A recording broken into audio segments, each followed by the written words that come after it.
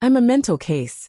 After my parents died in a car accident, my uncle seized their insurance money because the legal beneficiary was me. When I came of age, they decided to make me disappear. A lunatic going missing, pretty reasonable, right? But they didn't know I was a bit too crazy for their plan. When I was brought to the new village, I was excited because I could go wild again without restraint. The amazing story is about to begin. I woke up lying in a pig pen, with the voices of a few people outside discussing. Heard they're dealing with a lunatic. No worries as long as she can bear kids. I heard she's a college student, just read herself silly. What's the dowry? This amount. Deal, don't let her escape.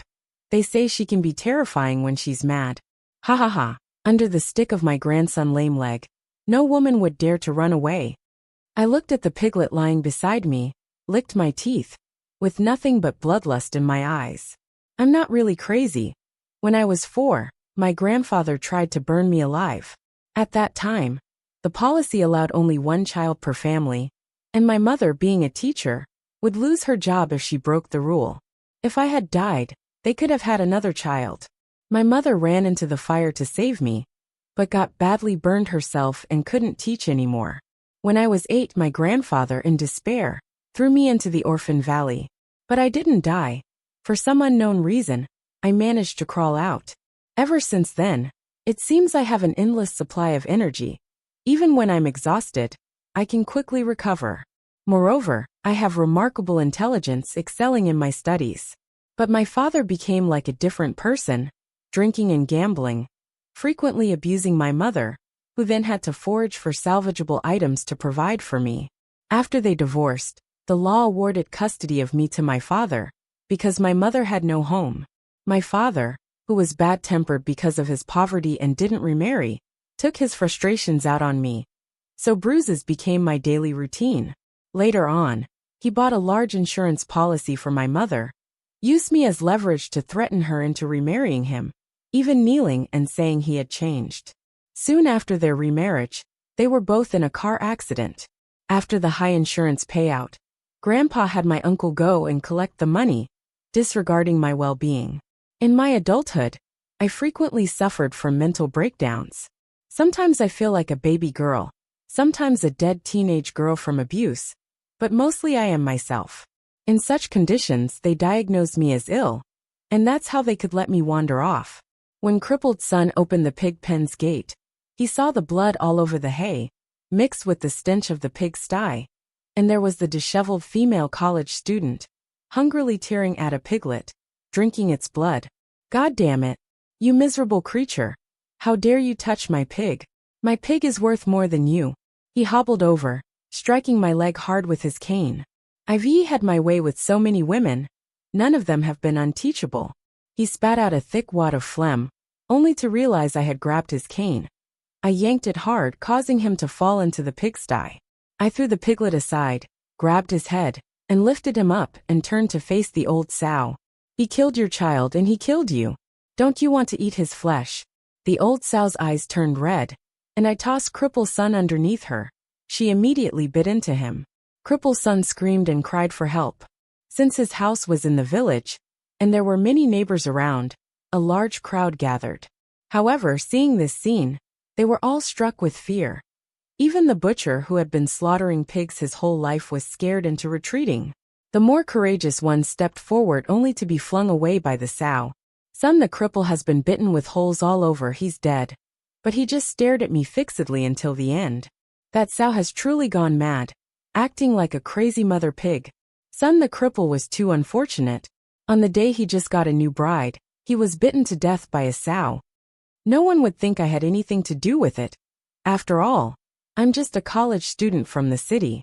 Oh, my child. Son, the lame's mother rushed over, looked at the sow that had already returned to normal, then at her son who had been bitten to death, and burst into loud sobs. However, there were still a few piglets in the corner. She couldn't kill the sow out of vengeance, because the litter could fetch quite a bit of money once they grew up. So she took her frustration out on me, grabbing my sleeve and saying, "You're nothing but a jinx. My son only died because you came." The men's gazes swept over me, but as mother-son tugged at my clothing, my fine figure was half revealed. Even the village chief, hurrying over, seemed momentarily dazed. Sunfather's eyes words are laced with greed. And there are those lecherous stares. Sun Yochuen in his heart, although heartbroken, he still came over to pull his wife away. Stop hitting her. She knows nothing. She's just a mad woman. I recognized his voice. He was one of those who was bargaining earlier. He pulled me behind him. Being killed by a sow isn't something to be proud of. Just get a few brothers to take him to the back mountain and bury him. Actually, he never liked this crippled son of his. With so many women, he only had this one unhealthy child. Now with the appearance of this mad woman, a university student fair and young, isn't she much better than the one at home? Who knows, she might even give him another son. Women are worthless at 40, but men only begin their prime at 40. Sun Yuquan is the village chief's brother, so everyone came to help, carrying the so-mauled cripple son up the mountain to bury him hastily. But today, when they saw me being dragged into the pig pen and my clothes being ripped, the scene was imprinted in their minds, and they couldn't forget it day after day. At night, Sun Yuquan came to my room. I was confined in a corner, and I was excited to see him too. He sat by my bed and started to undress. My lame son never had such a good fortune. He looked at me and reached out to grab me, moving closer step by step. I looked up at him, making eye contact. Do you still remember your previous wife? The desire in his eyes was gone, replaced by memories of him beating his wife to death after she gave birth to a daughter, and then dumping her body in the mountains. And the daughter was left by him, of baby abandonment pagoda. His mind was filled with pleasurable memories. She didn't give me old son Vason. You really deserve to die. The weak woman after childbirth was savagely beaten with a belt, along with the baby she held. Later, the woman lay on the ground, no longer breathing. He spat venomously, wrapped her in straw, and she was no more in this world. I was smiling, and Sun Yuquan was smiling too. The next day, the villagers discovered that Sun Yuquan was dead under the big tree at the village entrance. The lower half of his body was worn away, and his legs were gone. With the successive tragic deaths in the Sun family, many suspected it was me, but they had no proof. The village chief could only lock me in the ancestral hall, waiting for the Master to perform an exorcism. Few women in this village are able to leave their homes, so few that it's almost none. Girls were also very scarce. I was locked in the hall of the ancestral hall for 3 days without a drop of water. They didn't let me out until the master they had called performed a ceremony. They had said the exorcism had thoroughly cleansed the place, and the woman was free of any evil. The deaths of Sun Yuquan and his father were because their family's sow was not clean, bringing calamity upon them. That night, the villagers killed the mother pig, made offerings to the ancestors in the ancestral hall, and then heartily enjoyed the pork feast. I only drank a bowl of plain congee, with my hands and feet still bound. The men who had drunk about the same amount resumed their bidding. This is a female university student. A son born from her would surely be a golden dragon. For the sake of my future son, I'm determined to have her, even if it means going bankrupt. I think she brings bad luck. What's there to fear? Those from the Sun family are weak. I'm tough. I've managed 3 women before, and none were not tamed and obedient under my control. I listened quietly, a wry smile playing on my lips, but when I looked up, I noticed that the elder was observing me, his eyes filled with scrutiny. Finally, I was taken home by the village butcher, who reeked of alcohol. Upon arriving at his place, a woman with a dragging limp was cleaning a pig slaughtering table, wiping away the blood of a sow. Her eyes widened in fear when she saw him return, and the girl who was playing rushed to her mother's embrace. I have no interest in you today. He pulled on the rope, dragging me into his embrace, standing like a pig, as if he were pregnant with piglets inside. Do not enter my room today. With that he led me inside. And I just looked at the woman, she clenched her teeth and stepped forward. Wang Gui, this girl only has knowledge. You can do what you want with me, but she could be useful to the country. Her words of courage were shattered by Wang Gui picking up the sickle and smashing it. The little girl, too, started to cry with a woo, but there was no sound, just muffled sobbing. She's mute. What do you think you are?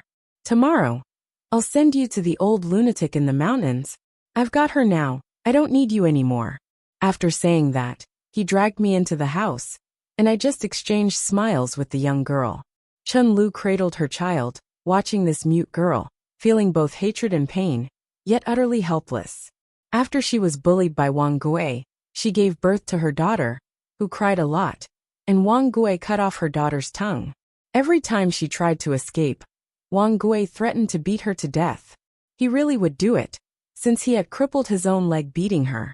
She also knew that there was no way for her to escape. Surrounded by mountains, the only way out of the village was guarded by several people, and even if she could get past the first village, there were people from another village blocking the way. Once she managed to escape, but she was sent back by villagers from another village. That time, 2 of her toes were cut off. Hearing the cries from inside, she held her child and wept. Looking at the butcher knife on the table, she contemplated killing Wang Gui. This thought had crossed her mind several times, but at night, he would tie hair up, and she could do nothing. She thought of poisoning his food, but where would she get the poison? There wasn't even any pesticide in their house. Pesticides used to be available in the village, but after a woman poisoned her husband with them, they disappeared. She sometimes felt thankful, because many elderly women had already passed away, and when people needed something, they would go to the back mountain to deal with them. She really wished there were ghosts in this world, so that those who died unjustly could come back for revenge. The noise inside was incessant. She covered her daughter's ears and closed her eyes. Do you want another blow? Just then, a voice sounded beside her, and she saw the woman Wang Gui had taken back to the room appearing in front of her. Chun Lu stared at her in a daze. She was covered in blood, but her smile was gentle. She swallowed hard, dropped her child, and rushed into the room, only to come out retching moments later. She stared at her in terror. Run away quickly. She had also heard about the Sun family's incident. After all, so many people were here today to kill pigs, and from their chatter, she gathered some details. They'll kill you. Though the master said today she had no evil spirits, now with Wang Gui dead, how could she escape this? Even to maintain the peace of the village, they would burn her at the stake. No way. I stood up. Today they'll all die. I walked out of Wang Gui's house. That pig-killing feast wasn't enjoyable. I walked into a house, the village chief's house, where he was sitting in the kong, smoking tobacco. Seeing me appear, he was incredibly shocked. Because he knows Wang Gui's methods, I shouldn't have been able to leave the butcher's house. You. After locking eyes with me, he suddenly saw many women appearing in front of him, viciously choking his neck. Why did you break my legs? Why did you trick me into coming here? Isn't it allowed for daughters to live in the village? You deserve to die. He could hardly speak, as if his throat was truly being throttled. He kept puffing on his pipe, eventually choking to death, the smoke setting the entire house ablaze. I walked out of his house, and at the door I met the master. He didn't speak, and I went to the second house. Moments later, his house caught fire too. By the time every household in the village was ablaze, the women finally awoke from their slumber. The men who ate pork yesterday all perished miserably. The men who didn't eat pork all felt lucky to have escaped. It must have been the pork spirit that found them. I told them that strange pork shouldn't be eaten. Yesterday I was at my relative's house, and didn't get to eat any meat. Me too. I was actually disappointed when I went to bed, not expecting that those who ate the meat would die. I remember an old woman came to the family of Lao Pingtu, and now he's dead. Let's take her to the back mountain. Why not take all the women to the back mountain? Then we can be the kings from here on out. Sounds good. Originally, there were over 30 households. Now only 7 or 8 remain, leaving just 15 men. With this in mind, they searched every household for women who were still alive. But they discovered that all the women had changed. They had taken up arms. Ha ha ha ha ha. We've got 15 men here. And you few ladies think you can stop us. Their laughter abruptly ceased because many disheveled women came out. Some limped. Some had burns on their faces. Some even had broken limbs. And there were many young girls. What do you all want? At this time, some elderly women stepped forward. Qin Shuang. You think you can run away now that my son is dead? Your parents have disowned you. Where can you go? Wang Xiaohua. Even though my son is dead, you two went through the ceremony at the ancestral hall. You're his wife. When he dies, you must be buried with him. Wu Xiao Xiao, haven't you learned your lesson from being beaten? Do you know who crippled that leg of yours? I'll break the other one for you shortly. Clearly, these women were also female, but beside them stood their sons, as if they couldn't live without a man. Chen Lu understood very well after all. They've spent most of their lives here, domesticated by the men. But she didn't agree with their views. You can't leave this village. The men have chosen a spokesman, the village chief's younger son who is studying outside. And he just came back today. He's educated, but the eyes hidden behind his glasses are also those of a predator. Some of the women are shivering, because those men are very united, and they've picked up ropes. Now, follow me to the back mountain, and hereafter, I will make sure you all have food and drink. If you don't even have the courage to stand up and fight back, no one can help you. At this moment, a voice resounded in their ears. Are they united and you're afraid? There are 30 of us here, outnumbering them. And we aren't necessarily weaker than they are. The voice was almost witch-like, suddenly inspiring confidence in the crowd. Who is that? At this time, I stepped forward. My white clothes had been stained completely red. Is it you? All the men recognized me, but they could not speak my name. Sun Yochuan's wife shouted towards me. It's because of you, this baleful star, that my son died, that you brought trouble to our village. I just smiled, then looked at the women behind me. Some seek vengeance, others seek justice. Upon hearing this, she charged at the men with her weapon, along with the old women who had been mistreated. Only by severing the feet of the old times could the new era rise. There was a chorus of anguished cries as they vented years of grievances. By dusk, the village was steeped in blood. The once lively village was reduced to ashes. But I knew this wasn't the end. I've got an inexhaustible amount of strength, and I've already left behind this burned-out village, heading to the next one. Upon the men spotting me, their eyes lit up with excitement, and I was excited too. As black smoke rose from this village as well, the women standing behind me stepped out one by one. All along the muddy path, they stepped into the sunlight, making their way to the next village. It wasn't until they reached the main road that they seemed to come to their senses, only to find that I, who was leading them, had vanished. They had no idea what the name of the person who had led them out was, but they knew her gender, her appearance, and her voice could be heard from afar. Recently, there was a major incident reported in the news. Several villages in a poor county of a certain city in a certain province were consecutively burned down. Many missing women suddenly appeared in the public eye. Some were missing for 20 years, others just for 3 months. However, when interviewed by the news, they screamed with hoarse voices, explaining that they were neither lost nor had they been taken in. They had been abducted. They shouted in unison, and though there were more than 50 women who came out, their cries could be heard across the whole network. After inspecting, those who wore hats found many female corpses in the village, but not a single male body. The entire village was reduced to ashes, shocking the whole country. Amidst the shouts, they found an even more remote village, where they found many of the missing women. One can hardly imagine what sort of lives they lead. If today I turn a blind eye, who would cheer for me in the future? Support prosecution for buying and selling alike. I am so angry. I really am. What can I even do? Aha. Sisters, only your enemies wish for you to be fair, young, and slender. Let us toughen up. Where is this notion of natural weakness coming from? Please, sisters, study well, enter politics, engage in business, June, so we can have a voice in the public sphere. Let us also unite. In response to these videos, countless women raised their voices, so resounding that they could be heard everywhere. Under pressure, the authorities arrested many involved in the trafficking. When they inquired who burnt the village, each one stood up and claimed it was themselves. It was me, Yang Xiaohua. It was me, Chen Lu, he broke my leg, so I burnt the house down. It's me, Wu Xiuxiu, my newborn daughter was abandoned, I am furious. It's me, Chen Huaixiang. It's me, Wang Mingjin. It's me. No one backed down.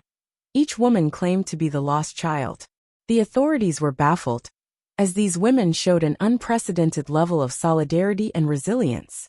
The officials had temporary difficulty and could only ask them to return home for the time being. However, many of these women had no homes to return to. Their parents were either accomplices or had perished while seeking their children. Countless donations poured in headed for these strong women. She is her, and she is also me. I earn 3,000 yuan a month. I can spare 500 yuan to provide a home for her. I am donating 10,000 yuan. I just started my own sanitary napkin business. They helped me, which in turn helps me. I am a housewife with not much money, but I can keep myself fed. I can only donate 100 yuan as my child's formula is running out. Need to buy some tomorrow. I'm a divorced woman raising 2 daughters. Every day, I live stream and call out to different guys. This 1,500 yuan is what I managed to gather last night. It's all for you. I'm a hostess. My parents divorced. My mother died from cancer. I won't marry in this lifetime. I have 2 cats. I can donate 10,000 yuan for you. Hoping you can also have a home. I'm a novelist. I'll write your stories and donate all the proceeds to you. Countless women have spoken up. Their voices carry power, piercing through the heavens. Therefore, the authorities could only aim the cameras at the abusers when they caught them, hiding the victims behind mosaics. And in this context of nationwide discussion, I've already arrived at my uncle's community. In the park, Grandpa is casually dancing with a stranger's grandmother, his face filled with contentment. My eldest son is so filial, he pays for my insurance of the highest standard. I'm more comfortable than those with office jobs. If you're with me, I'll give you an allowance from my pension, 1,000 yuan a month. Seeing his confident look, the old lady let go of his hand. Her face darkened. I get over 10,000 a month from my pension, and you've just brought me this measly 1,000. Keep it to buy yourself a wheelchair. She stepped on his foot, and the old man jumped in anger. Who knows how you got that 10,000 pension? Maybe you sold too much when you were young. That's why you get so much now. The old lady could barely contain her anger, while he was still prattling on. See, I've hit the nail on the head. I said it's impossible for a woman to earn so much. It's from some man, isn't it? She lunged to hit him, but was held back by the men around her. And many women began to point and comment. A pension of 10,000 a month? She doesn't look like an honest woman. I bet she rose through the ranks with the help of some director, given that her husband passed away long ago. The words of both men and women stabbed into the old lady's heart like sharp knives. She put her hands on her hips and started to curse them. I am a university professor. You black-hearted people. Just because you can't compare, you try to discredit me. Ha ha ha ha, sorry. You bunch of penniless idiots. You can't get under my skin. This old man is such a wretched creature. Looks like he'd be blown over by a breeze. I have no idea where his son's money came from. But he seems to think everyone else is in the same trade because he sells so much. The old lady, when she speaks, startles everyone with her words, debating with the scholars in the park. I saw my grandfather, who needed to humble them even further. So I walked over and Grandpa, I'm back. The once arrogant old man's eyes widened in fear at that moment. I raised my voice to the crowd of old men and women in the park and said, my grandpa's pension was exchanged for my mother's life. And after she died, the insurance company paid out a lot of money, all of which my uncle used to buy houses. The crowd spontaneously gasped in surprise, not expecting that the short old man's pension had come at such a cost. So that's how it is. The old woman's spirits lifted instantly. I thought he looked like he had chicken pox. Turns out the money he has was bought with his daughter-in-law's life. The old man's face was ashen. He clutched my sleeve. Come home with me. His son had finally bought a house in the big city, and he couldn't let this dead girl ruin it. Even more terrifying was how she returned. He was sure that he had sent her to a very, very distant place. No one could return alive from there. It's like she's possessed or something. She just won't die no matter what. I was dragged back to Uncle's place by him. The old man was about to strike me, but I countered by grabbing his throat and throwing him over my shoulder onto the ground. He was startled by my strength and seriously injured from the fall, unable to even crawl. I stepped on his foot and with a laugh, crushed his bones. He could only stare at me, not uttering a sound. When Uncle returned, He found that his father had fallen from upstairs and broken a leg. Upon seeing his half-dead father in bed, all he could manage was a sigh of relief, thankful they had bought insurance half a year ago. "Uncle." As I walked out of the corner, he flinched. It was as if he hadn't expected me to be still alive. I walked up to him. "Can you give me back my parents' insurance money?" Suddenly, my uncle remembered the news he saw this morning. All women sold in XX County had been found. So she was back. Insurance money. At this moment, my uncle's son returned from outside, overheard my words and laughed. "My dad paid for your education.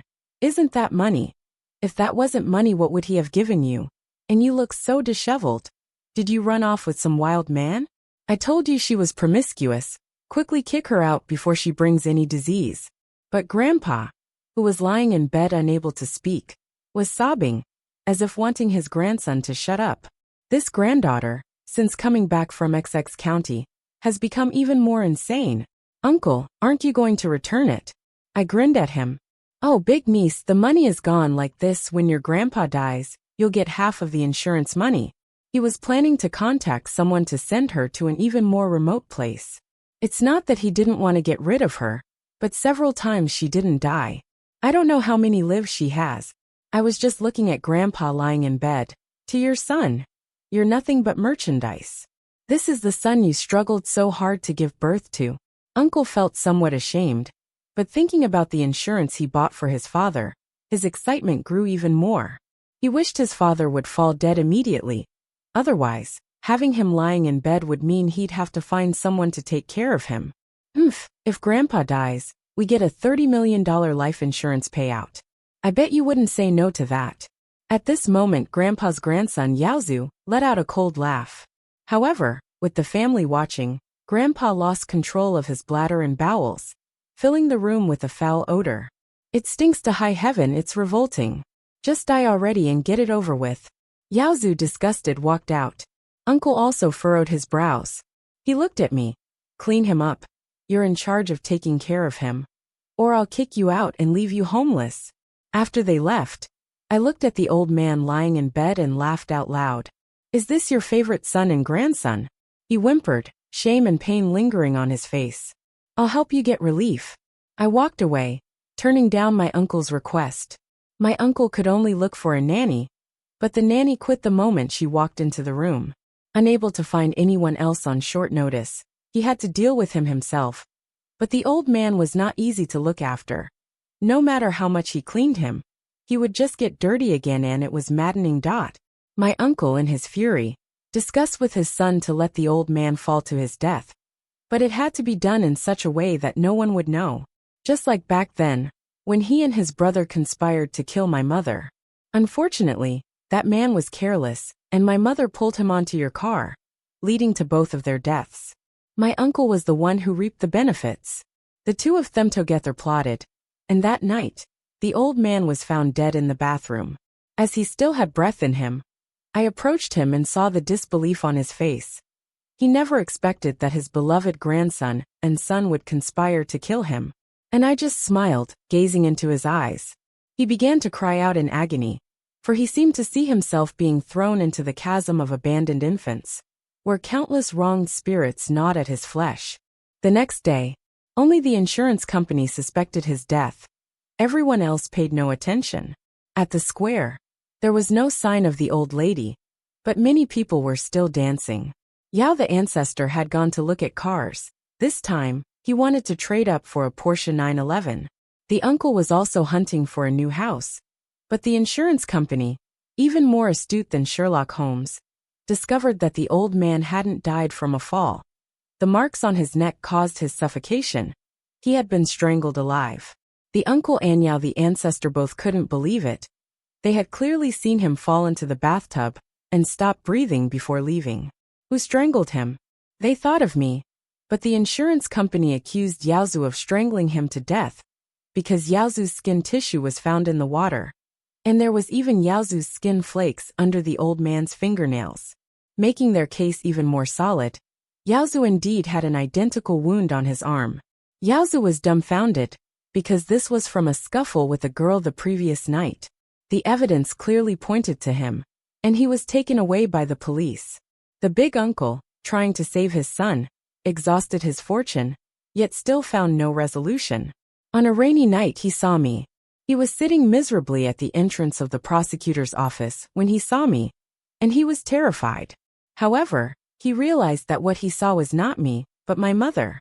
He became even more terrified and finally, he started sprinting madly towards the stone lion at the doorway.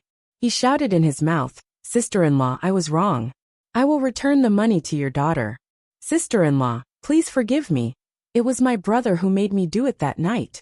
He committed suicide." This incident caused a stir throughout the entire prosecutor's office. In the end, they could only prove that he went mad and killed because of his son. Meanwhile, Yaozu in prison frequently dreamt of strangling his own grandfather, and he eventually committed suicide by crashing into a wall. This manner of death earned me compensation, because I was the only one left alive in the family. They also investigated me, and discovered I was insane, with a certificate from a mental hospital.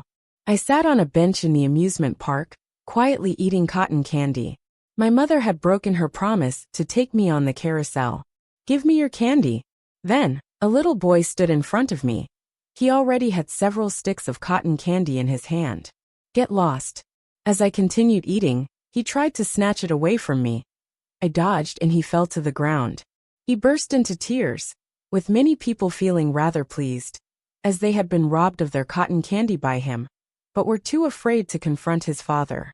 At that moment, a burly man approached and started to berate me. "Let me give my son the cotton candy. Why didn't you give it to him?" As I watched him laugh, I thought to myself, learning hypnosis, there's nothing to fear anywhere. Amidst everyone's astonishment, this father's eyes reddened suddenly. He grabbed his son and took a bite off his back, murmuring while, "Cotton candy tastes so good." I got up, licking the sweet cotton candy while leaving. Where should I go next? At that moment, two men were squatting secretly at the doorstep, eyeing a lone little girl and itching to approach. My mood instantly brightened. I walked over, clutching my stomach. "Bro, I've got period pains. Could you guys take me to the hospital? I'm in agony." The two men exchanged looks, excited at the sight of this fresh-faced university student, rubbing their hands together. "Sis, of course, we can take you to a better hospital. Make sure you don't have to deal with your period for 10 months. Hunters always exist as if they were prey." End of the story.